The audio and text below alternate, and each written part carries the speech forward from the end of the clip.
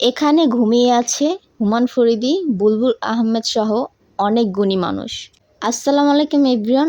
আমি আজকে এমন একটা জায়গায় আছি যেখানে জায়গাটা কেবল এক টুকরো মাটি নয়, এটি এক ইতিহাসের বিশ্রাম ভূমি।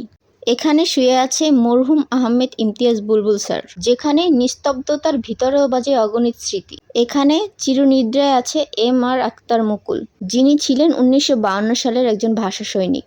এখানে চিরনিদ্রা শায়িত আছে কমরেড আলী আকসাদ, মৃত্যুতে হয় না শেষ, জীবন্ত অশেষ অশেষ। এখানে শুয়ে আছে আব্দুল গাফফার চৌধুরী, আমি কি ভুলিতে পারি সেলিমা আফরোজ চৌধুরীকে।